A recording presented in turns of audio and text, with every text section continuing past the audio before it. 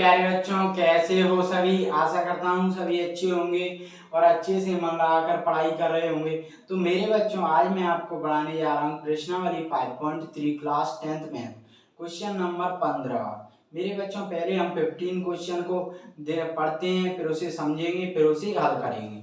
तो मेरे बच्चों, क्या है, निर्माण कार्य से संबंधित किसी ठेके में, मतलब कोई ठेकेदार है, उसने एक निर्माण कार्य कराया है, उसका ठेका लिया है। एक निश्चित तिथि के बाद कार्य को विलंब से पूरा करने के लिए, मतलब कोई ठेकेदार है मेरे बच्चों, उसने ठेका लिया है एक काम का। आप मान के चलो, आपके मकान का कोई ठेकेदार है, उसने ठेका लिया। आपने कहा कि देखो 30 तारीख तक, मतलब ये आज क्या है, 18 जुलाई, मतलब 20 तारीख तक, 30 जुलाई तक काम पूरा हो जाना चाहिए। ठेकेदार से कहा है, नहीं तो नहीं होगा, तो 30 तारीख तक काम पूरा हो जाना चाहिए। यही क्वेश्चन कह रहा है। देखो, किसी में ठेके में एक निश्चित तिथि के बाद विलंब करने से पूरे करने के लिए, पूरा ना करने के, विलंब से पूरा मतलब देर नहीं होनी चाहिए। निश्चित तिथि दी थी, मतलब मैंने कहा 30 जुलाई आपने दी, निश्चित तिथि विलंब से पूरा मतलब निश्चित तिथि को नहीं हुआ 30 जुलाई को, अगर वो ठेकेदार ने आपका काम है मकान का नहीं किया, तो आपने क्या कहा, जुर्माना लगेगा। उसके आगे का 30 जुलाई के बाद आपके पास जुर्माना लगेगा, जितने भी दिन में आप करते हो। ठीक है, हमने टास्क दिया था, उस वो टास्क दिया ना आपने मकान बनाने का, ठेकेदार उस निश्चित तिथि को नहीं कर पाया, तो आपने पहले ही कह दिया था कि अगर नहीं कर पाओगे तो आगे के मतलब ऐसे जुर्माना लगाने का प्रावधान होगा आप पे। ठीक है, जो कोई जुर्माना लगाने का प्रावधान कैसे है, पहले दिन के लिए 200 रुपए, पहले दिन के लिए 200 रुपए लगेंगे आपके, दूसरा दिन होगा फिर 250, तीसरा होगा 300, चौथा होगा, ऐसे ही बढ़ते चले जाए। अर्थात प्रत्येक उत्तरोत्तर दिन का जुर्माना अपने से ठीक पहले दिन के जुर्माने से 50 रुपए अधिक है। देखो, यह क्वेश्चन कह रहा है भैया, प्रत्येक उत्तरोत्तर दिन का जुर्माना,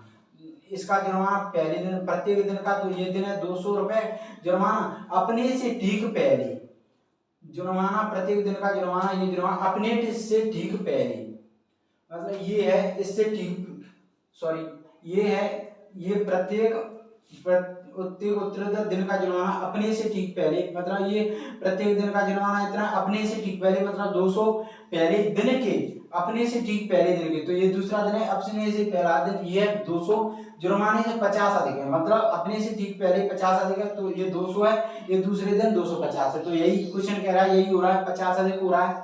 ठीक है, एक ठेकेदार को जुर्माने के रूप में, अब कह रहा है ठेकेदार है, उसको जुर्माने के रूप में कितने रुपए देने पड़ेंगे यदि 30 दिन में हुआ, 30 दिन लेट कार्य करता है। आपने कहा 30 तारीख तक कर देना कार्य, नहीं किया, तो आपने कहा कि विलंब कर रहे हो, तो पहले दिन 50, 200 लगेंगे, 250 लगेंगे, हर एक में 50 रुपए अधिक बढ़ते जाएंगे जितना तुम लेट करते जाओगे। और उसने 30 दिन का लेट किया, 30 दिन बाद किया, मतलब 30 जुलाई को कहा आपने, उसने किया अगस्त में, अगस्त खत्म हो गया तब, तो ये निकालना है 30 दिन का विलंब। तो आइए, पहले तो इनको ये लिखा है, इनको लिख देते हैं, क्या क्या दिया है उनको, तो लिखते हैं हल में लिखेंगे दिया है, दिया है, सॉरी दिया है, लिखो पहले दिन,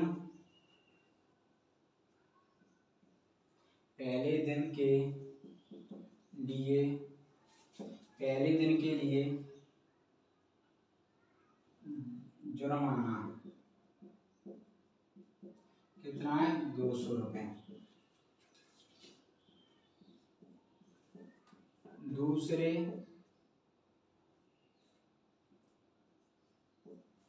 दिन के लिए जुर्माना 250। तीसरे दिन के लिए जुर्माना 300, इतना लिख लिया। अब कह रहा है प्रत्येक, तब प्रत्येक उत्तरोत्तर दिन का जुर्माना जुर्माना अपने से ठीक पहले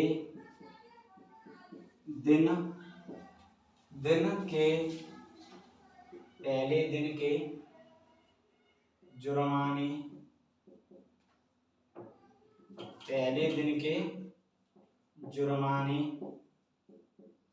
से 50 अधिक है। ये कह रहा है क्वेश्चन, ठीक है। अब देखो मेरे भाइयों, यहाँ से ही पूरा क्वेश्चन हमें समझ आ रहा है ये क्या है क्वेश्चन। प्रत्येक उत्तरोत्तर दिन का जुर्माना अपने से ठीक पहले, मतलब उत्तरोत्तर दिन ये दिन है, इसका जुर्माना अपने से पहले, तो इससे पहला क्या है, पहला दिन, पहले दिन का जुर्माना अपने से पहले, ठीक पहले दिन के जुर्माने से, अपने से ठीक, इसके पहले दिन के जुर्माने से ठीक 50 अधिक है, तो सही है। अपने से पहले से 50 है, तो इससे 50 अधिक है, इस मतलब ये जुर्माना है, ये 50 अधिक है इससे पहले, अपने से ठीक पहले से 50 अधिक है। तो देखो ये 200, ये 250 है, मतलब अपने से पहले से 50 अधिक हो रहा है ना, ठीक है। तो ये क्या दिख रहा है, ये दिख रहा है मेरे बच्चों 50 सारमांतर। कैसे मेरे बच्चों, क्योंकि समांतर श्रेणी अगर इनको हम बनाएं, समांतर श्रेणी ऐसी 200, 250, 300।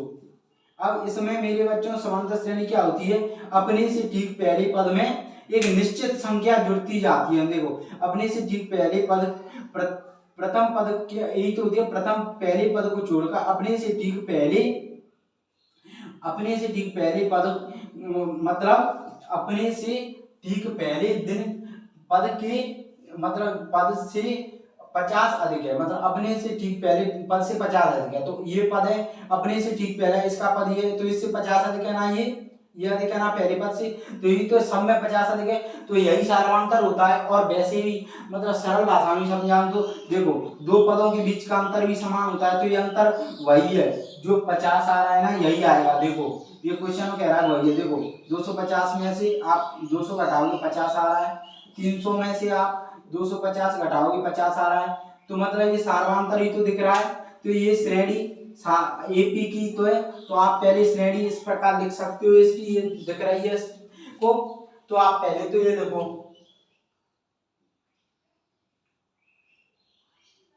अब इधर लिख लेते हैं, ठीक है, इधर दिखेंगे तो लिखो तब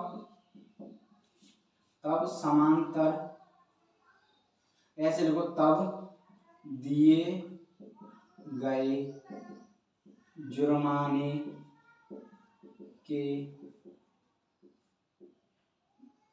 दिन की राशि एक एपी बनाती है, क्योंकि अगर ये 50 एक मतलब जुर्माना अपने से ठीक पहले दिन के ये नहीं दिया होता, क्योंकि ये समांतर श्रेणी की परिभाषा ही है एक तरीके से, एक होती है दो पदों के बीच का अंतर समान हो, और एक ये होती है, इसलिए हमें पता लगाया कि ये समांतर श्रेणी है। इससे अगर नहीं होती तो हम निकालते, पहले श्रेणी को इससे बनाकर फिर हम निकालते तब लिखते, ठीक है। अब हमें पता है तो हम इसको डायरेक्ट लिख सकते हैं, एपी 200, 250, 300 डॉट डॉट डॉट। अब मेरे बच्चों इतना समझ में आया। अब इसमें समांतर श्रेणी है, तो इसमें क्या होता है, प्रथम पद पहला पद ए से दर्शाते हैं, प्रथम पद पहले पद को कहते हैं, तो ए क्या है इसमें 200। और सारवांतर मेरे बच्चों, सारवांतर क्या होता है, जो अंतर आता है समान, तो अंतर कितना आ रहा है 50। वैसे आप निकाल भी सकते हो, एपी हो तो दूसरे में से पहला पद निकालते हैं, निकाल के ही बताइएगा, A2 माइनस A1, तो 250 में से 200, तो मेरे बच्चों 50, तो ये आ गया। अब ठीक है, इतना समझ में आया। अब हमें निकालना क्या है, तीन दिनों की ये मतलब ये राशि कितनी दी है जुर्माना, ये 3 दिनों का दिया है, हमें निकालना है 30 दिनों का, मतलब 30 दिनों का मतलब योग निकालोगे, टोटल योग ही तो निकालोगे, 3 दिनों का योग निकालोगे, ऐसे ही ये राशि है 3 दिनों की योग की, ऐसे ही आगे 30 दिनों की योग की, तो प्रथम पदों का मतलब प्रथम 30 दिनों का योग ही तो बन गया है फॉर्मूला, तो इसके लिए प्रथम n पदों का योग का फॉर्मूला होता है SN इक्वल टू क्या, n/2 2a plus n minus 1d, ये फॉर्मूला होता है। तो ये हम लगाएंगे, हमें मतलब पद कितने दिए, कितने टोटल पदों का योग का निकालना है, n की वैल्यू कितनी है 30, तो इसको निकालना है हमें s 30, मतलब 30 पदों का योग या 30 दिनों का योग राशि। ठीक है, तो निकालते हैं हम इसके फॉर्मूले से। तो यहाँ पर n की वैल्यू क्या है, एस एन में n इक्वल टू क्या है 30। ठीक है, n होता है पदों की संख्या, लिख सकते हो इसको, या 30 दिनों की संख्या लिख लो, या 30 दिनों की संख्या।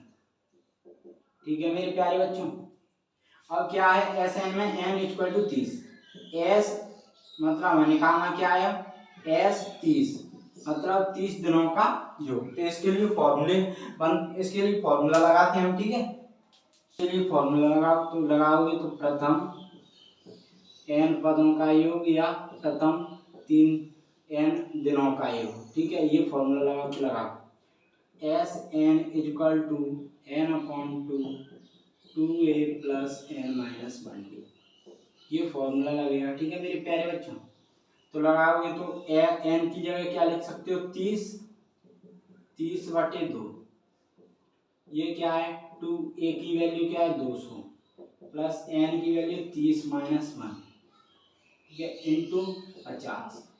इतना समझ में आया आपको, इतना समझ में आया, कोई दिक्कत? बच्चों यहाँ से सॉल्व करोगे तो क्या करोगे, 2 से काटोगे 15, तो ये कितना आ जाएगा 15, 2 दूनी 4, 400 प्लस 30 में से 29 गुणा 50। इतना समझ में आया आपको? तो यहाँ से सॉल्व करोगे 15, 400 प्लस इनका गुणा करोगे 50 गुणा 29, या 50 गुणा 29 लिख सकते हो इसको। तो 0, 29 पंजे 5 नाम 45 की 5, 800 की 4, 5 दूनी 10 और 4 14, 1450। ये कितना आ जाएगा मेरे बच्चों 1450। तो इसको लिख दो, गुणा करके ये आ रहा है 1450। ठीक है मेरे प्यारे बच्चों, अब यहाँ से सॉल्व करोगे तो ये कितना आ जाएगा 1450, 1450 और 400, तो मेरे बच्चों प्यारे बच्चों ये कितना आया 1850। ठीक है, ये कितना आ जाएगा 1850। तो इनका कोष्टक हटा दो, इनका गुण दोनों का गुणा करोगे तो 1850 इंटू 15, 1850 इंटू, ऐसे भी लिख सकते हो इसको 1850 इंटू 15। ऐसे देखो 2 गुणा 1 को मैं 1 गुणा 2, लेकिन कोई दिक्कत, क्योंकि गुणा को ऐसे लिखते हो कोई फर्क नहीं पड़ता है। ठीक है, तो यहाँ से सॉल्व करोगे तो 0, 15 पंजे 75 की 5, 500 की 7, 15 अट्ठे 120 और 7 127 की 7, 127 7 500 की 12, 15 कम 15, 15 10 25 2 27। कितना आ जाएगा मेरे बच्चों निकल के 27 कॉमा लगा दो, 27,750, मतलब 27,750। मतलब अगर ये ठेकेदार विलम्ब करेगा निश्चित तिथि के बाद तो 30 दिनों में कार्य पूरा करेगा, लेट 30 दिनों तक लेट करेगा तो इसको देना पड़ेगा जुर्माने का 27,750। तो आप लिख सकते हो अतः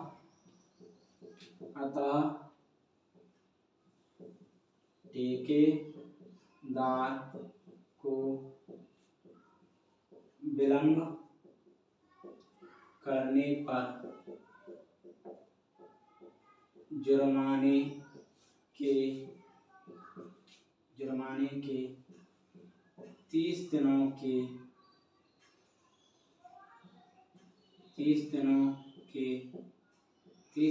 राशि 27,750 देनी होगी।